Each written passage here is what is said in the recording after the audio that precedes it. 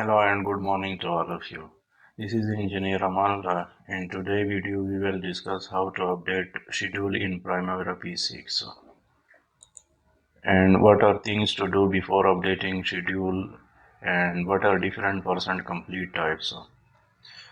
To do this one, I will open my sample project which I have developed before, and you have seen it how I have developed it. But before updating your project, I recommend to make a copy of your project. I will make a copy of my project here. So this copy is saved with me. If any mishap, then I will go back to that copy. So I have opened my project, and before updating your project, first check whether you have assigned a baseline or not. So here I will check my baseline. So there is no baseline assigned to my project. I will make a baseline which is from maintain baseline option. Save a copy of the current project as a new baseline or convert another project to make a baseline of your project. But for now I will save a copy of the same project. Here this baseline is developed.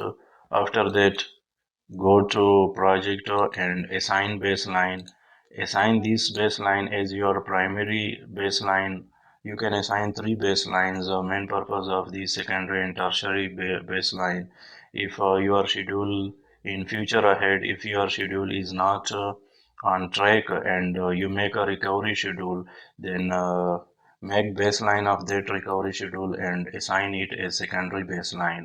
So you will have record of this baseline and that recovery schedule baseline also. So you can assign three baseline to your project. After assigning baseline to your project, we will come to updating your schedule. In updating your schedule, you can see from here there are three percent complete types, which is duration percent complete, physical percent complete, and unit percent complete. If your schedule is simple forward and things are going the way you have planned it, then I recommend duration percent complete because it will save your time. How it will save your time? It calculates automatically remaining duration, remaining units, and remaining duration. But most of the time, your project is not going the way you have planned it. In that case, I recommend physical percent complete, which I mostly use. In physical percent complete, you have the liberty to manually put remaining duration and remaining units in your schedule. So you can put remaining units which are required. That I will also explain by an example so you can clearly understand it. Here, let's update this activity by duration percent complete type. Let's say this activity is started on 22nd of November, as it was planned to be started on 22nd of November, and this activity is 50% completed. So you can see from here that actuals and remaining are automatically calculated, and remaining duration is also automatically calculated. This thing should be noted here that this will be 1.5 days. Yani this resource remaining units are 12 hours, and this resource is working 8 hours per day. So on day one, this resource will work for 8 hours, and on day two, this resource will work for 4 hours. You can see from here also that next day this resource is finishing on 12 p.m., not 5 p.m., which is whole day. So duration percent complete is simple. It automatically calculates remaining units and remaining duration. But what if things are not that simple? Then you will use physical percent complete. In physical percent complete, you have the liberty to put remaining units and remaining duration. Let's say I update this activity by physical percent. This activity is started, percent complete type is physical percent, and this activity is 50% completed. You can see from here nothing changes, and you can see from here also nothing changes. Now this activity is 50% completed, and when I re-estimated the remaining work, I came to know that it will take another 4 days.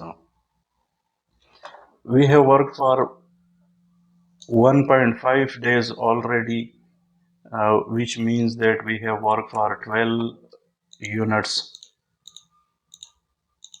and in 12 units it is 50% completed, and remaining duration it will take 4 more days, which is 8 multiplied by 4, 32 more units it will take, and remaining duration will be 4 days.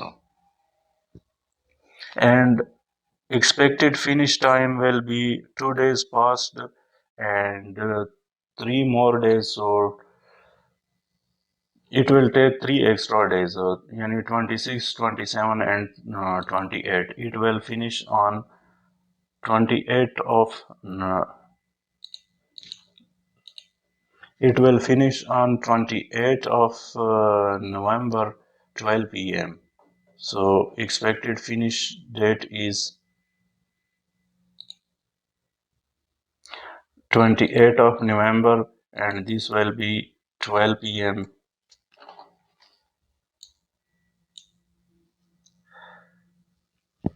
So physical person complete, I recommend it because you can put all these things manually. Schedule this one, so you can see all the changes here. This is all for today. You learn about updating your schedule, and you learn about maintain baseline and assign baseline. And in next video, inshallah, I will explain what is critical path, and what are things to do to see in critical path analysis, and difference between critical path and longest path. Most planners are confused between critical path and longest path. By definition, these two things are same, but when you come to PrimaVera P6, there is a small difference in critical path and longest path when we put a constraint on our project of must finish date.